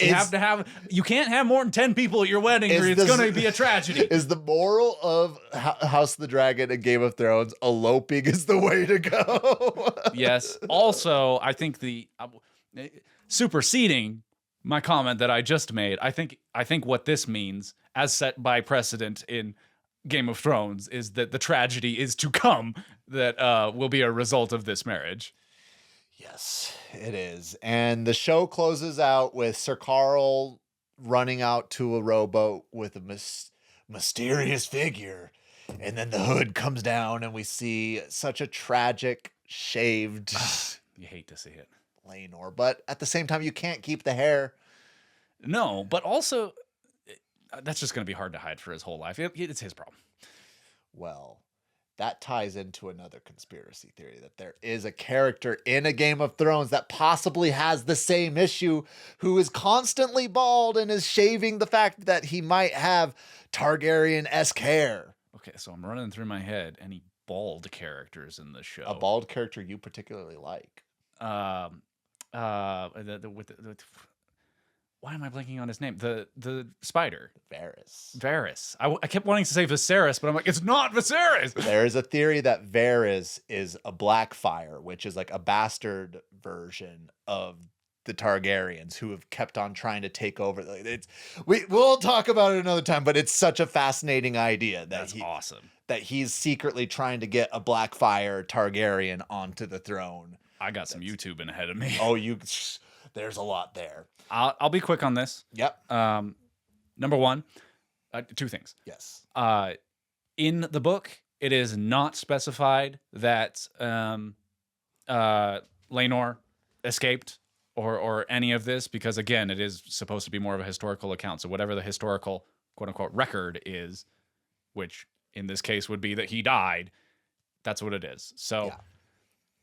I have a feeling that this isn't the last that we've seen of this character, and I think that's what they're trying to do with the show. But just an interesting note that this is a notable deviation from the source material. Yeah. It is also, again, worth mentioning that George R.R. Martin is very much involved and very much like pointing out how things are going. So he very much would not have greenlit this unless it was something that he was wanting or had planned with. The other thing, yes. Again, I'm trying to be real quick here. You outlined that there is some emphasis on fire in that conversation yes. with Daemon and Rhaenyra. I think that's a little put on, but it's cool. There is more subtle references to blood throughout the whole of this episode. From the very beginning, of course, the opening at the front of every episode has a lot of blood. Yeah. The bloodline, y'all know what I mean. Also, the cutting of the eye. Yeah. Which like the most significant moments of this episode are all punctuated by blood, and I appreciated that continuity. What are you referring to? Fire. Well, think of this: Targaryen's words, fire and blood. Yeah. Of course, there's a lot of fire that's brought up in this episode, and in continuity with blood as well. So we're seeing the words of the Targaryens, layers on layers, layers on layers on layers on layers. But just to bring home my point, again we pointed out the like blood like slipping through the hand of Aemond's eye after it's cut, and then there's the special close-up on when Rhaenyra is cut, the blood dripping down her finger, and then here at the end with the wedding, they cut their lips and then hands to bind themselves to each other. Magical. So I appreciate the symbolism. It's excellent, adding another level to it. All around, really solid episode. One of the better ones, I would say. One of the better ones. But I have to ask, Austin, what was your runner-up fit? Right. I'm glad that you're prepared. Oh, I'm prepared. Overly prepared. Well, I had to. You get two. I know. I had to go back because, in my personal opinion, this was a light fit. Like there were some good fits, but it was a light fit episode. Okay, my runner-up is Rhaenys funeral outfit. Okay. She's in a it's blue. And it's kind of like folded over at the top in a way that's cool. So blue and gold, and then she's got gold up the middle and over which shoulder is it? Right shoulder. Okay. And she's also got her hair looks great in this because she's an older gal, so she's like white on the Targaryen white, and it's a nice do-up. That's my runner-up. Okay. I thought she was best dressed at the wedding. I'll say that. At the funeral. What's the difference? Game of Thrones. Well, my runner-up, and it might be a controversial opinion, but my runner-up was Alicent's silks and furs at the very end, where she has like, it's slick. It's like almost like a black green. It just looks really good, and like it very much gives Alicent the proper queen look, in my opinion, with all the furs that are. Well, that was my number one. Well, that was your number one. That's my fit pick. So I'm totally with you on that. And it's not like alligator, but yeah. but it's like some kind of leather. I feel like, and it has that like just nice level of reflection to it, but then sort of softened by the fur at the top. Yeah. And so again, it's kind of giving that like dragon look without overdoing it. Yeah. No, I get that. And I'm going to have to push back at a comment that you said, because my number one fit was Rhaenyra's funeral dress at the wedding, at the funeral. God damn it. Now I got you doing it. But she's wearing the black, and she has like gold circlets, but like almost rubies, just like decorating all of her chest, and just the black and the gold and the red just all really come together. And it was on my short list. Like it's a good one. It's a good one. Well, it's just kind of funny how Team Black over here is pulling for Rhaenyra, and then I want to point out, I'm pretty sure I listed Alicent as my number one pick before, but well, she's just undeniable, man. I get it. You don't have to justify it to me. Well, is there anything else that you want to wrap up with there? No, I think that's it. Anything you want to shout out here at the end? Well, thank you everyone for sticking us out for episode 7 of House of the Dragon season 1, Driftmark. Please be sure to join us back next Monday, where we will be tackling episode 8 of House of the Dragon. Our first 3-hour episode. First 3 hour. Wow. Not really. Oh, okay. Absolutely not. I'm just saying there's going to be a lot to discuss. I thought you were referring to today, but but what should the prompt be in the comments section? We do. Yeah, we got to do that. I mean, we could get people weighing in on how they're feeling loyalty-wise. At this point. I feel like the line has been drawn, so I feel like, because we've been teasing it too, but I also feel like this is our first episode where we're like drawing a bit of a line of our own right down the middle between Dark Neptune and Lettuce. Isn't it appropriate that I chose the green sphere? Maybe you should have gone for... No, actually... It's a black-blue, so... I said dark. Well, here's the thing. Again, spoiler alert.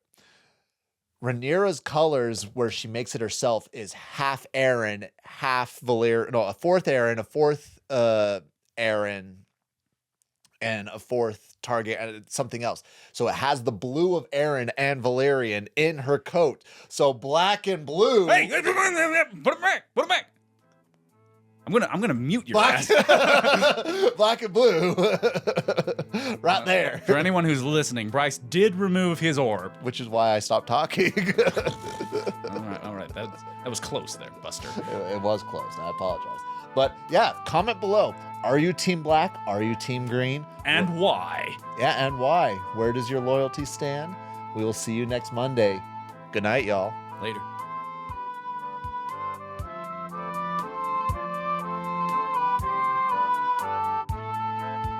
That's all for this week's Dragon Lore. Takes cold and hot, spread shore to shore. Enjoyed yourself? Please join the squad. Follow on social media at BigLizPod. And one quick reminder before you go, to rate, review, and share the show. Thank you for listening. It means a lot. See you next week, same time, same spot.